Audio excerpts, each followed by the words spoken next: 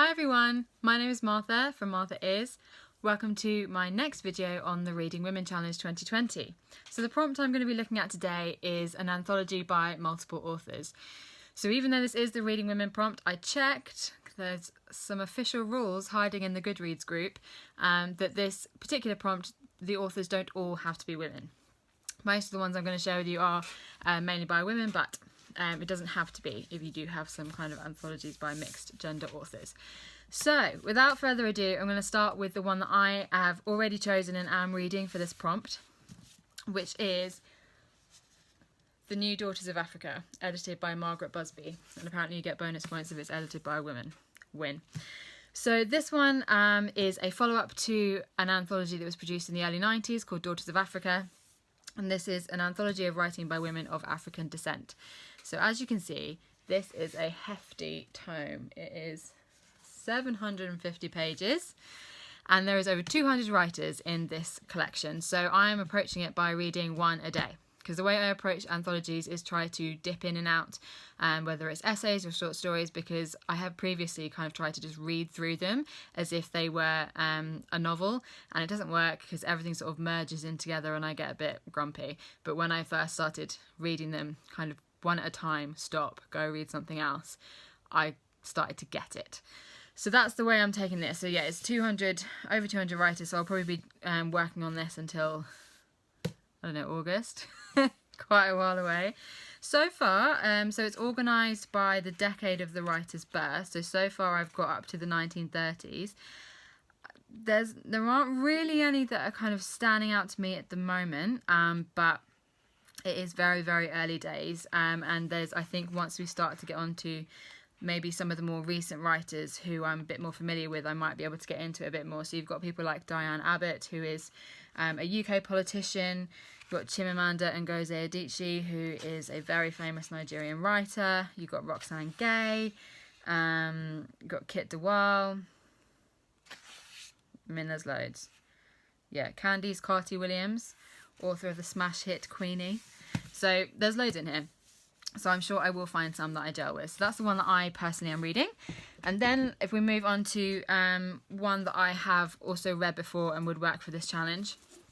So The Good Immigrant, edited by Nikesh Shukla. So this one, so this is the UK version.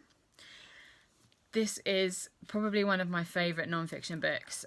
So you miss out on the points of it being edited by women, but there are a lot of women writers in this collection, and it's all about this idea of being an immigrant in Britain today, and the whole, you know, you're expected to be good, whether it's winning the Great British Bake Off or winning the Olympics or stuff like that. You've got to be kind of a good immigrant. It's honestly, this is just really opened my eyes in a way that very few books have done before. So I would really, really recommend everyone read this. Also, if you like audiobooks, I've listened to the audiobook as well, which was really impactful because all of the writers read their own essays. And so I found that I got even more out of it the second time. And I know I'm going to have to reread this, you know, another few times. There'll always be something new in here to find, I think. So that one I would really highly recommend. A link to that is The Good Immigrant USA. So Nikesh Shukla worked with Shimon Suleiman and found writers from the USA, same kind of principle of The Good Immigrant. So this one I haven't read, but I'm really looking forward to. So you've got writers in here such as Fatima Farhian Mirza, who wrote A Place for Us, Shimon Suleiman, Chigozie Obioma, Jade Chang. Yeah, so you've got another 26 writers. So I'm looking forward to reading that one at some point. Next one we have Our Women on the Ground, edited by Zahra Hankir. So this is all about Arab women reporting from the Arab world. So I'll read you a bit of the synopsis. So in Our Women on the Ground, 19 of these women tell us in their own words about what it's like to report on conflicts that quite literally hit close to home. Their daring and heartfelt stories told here for the first time shatter stereotypes about the region's women and provide an urgently needed perspective on a part of the world that is frequently misunderstood. So you've got, you know, talking about things like sexual harassment in Cairo, difficulty of travelling without a male relative in Yemen. Yeah, so that one looks really good. Most of these collections are essays. I don't seem to own very many anthologies of like short stories or things like that. Next one we have Feminism, 50 Shades of Feminism, edited by Lisa Appignanesi, Rachel Holmes and Susie Orbach. So this I think was published in 2013, and yeah, it's got essays by 50 writers. So you've got people like Naomi Alderman, Margaret Atwood, any Atwood fans out there? Alison Bechdel, who else have we got that I recognise? Jude Kelly, who launched Women of the World Festival, Kate Moss, Susie Orbach, Ellis Shafak. There's loads in here. So yeah, this is all about, I guess, what it means to be a feminist, really, by 50 different writers. Then we have another one, Can We All Be Feminists? So this is edited by June Eric-Udorie, who I saw speak at Women of the World a couple of years ago. So this one is 17 writers on intersectionality, identity, and finding the right way forward for feminism. So this one looks really interesting. I think it's got, so I haven't read the 50 Shades of Feminism, I said, but I feel like this one already has, you know, more of an emphasis on intersectional feminism. So it talks about exploring what feminism means to them in the context of their other identities, from a hijab-wearing Muslim to a disability rights activist to a body-positive performance artist to a transgender journalist. So this one looks really, really interesting. I mean, they all look interesting, but yeah. So I'm looking forward to that one. Then we have Common People. So this is one that I supported on Unbound. If you're not familiar with Unbound, I will try and remember to put a link in the description box down below. Yeah, it's basically a platform where you can support people who want to publish a book. So you kind of throw in some money and you maybe get like a perk, like your name in the back of the book or something like that. And because of that, I've got some really great books. So The Good Immigrant actually came out from Unbound. And so did this one. So Common People is all about a similar principle to Good Immigrant. I feel like Good Immigrant was kind of one of the first, and then loads of things quite rightly kind of, you know, sprung out from that idea.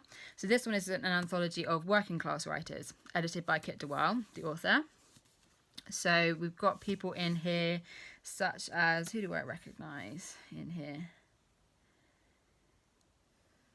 So Mallory Blackman. I recognise Mallory Blackman, Damien Barr, Jill Dawson, Lisa McKinney.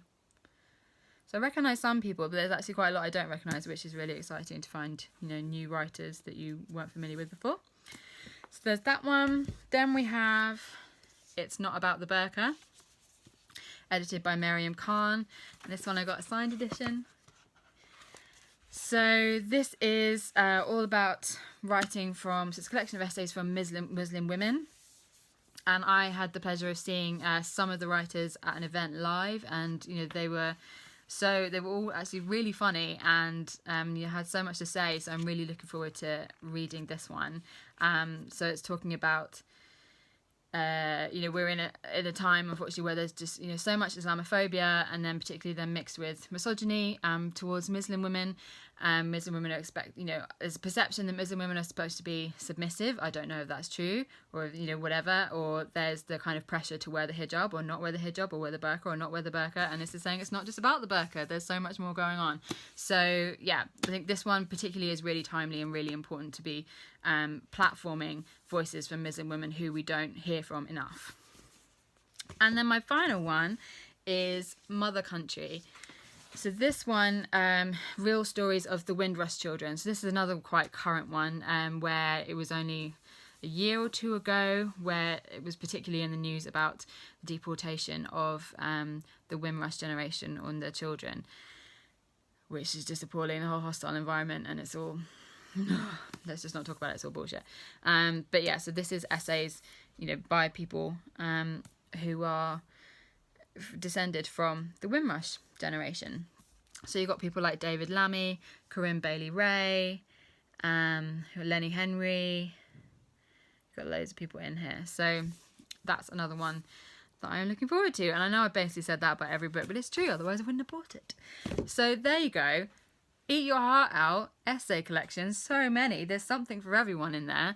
Let me know if you've read any of these. I'd love to hear from you. If you read them and didn't like them, maybe don't tell me yet if I haven't read them. But I'd like to hear if you did like them. Any of the ones that I have read. So The Good Immigrant particularly, I'd love to talk to people about that. I love that book. And if there's any others that you'd recommend, then please let me know. I clearly need to branch out. Just, I've only got anthologies of essays, so maybe I need to branch out to anthologies of short stories by multiple writers and other things like that. So if you've got any that you would recommend, let me know. Please subscribe to my channel, give me a thumbs up, and I will see you again soon. Bye!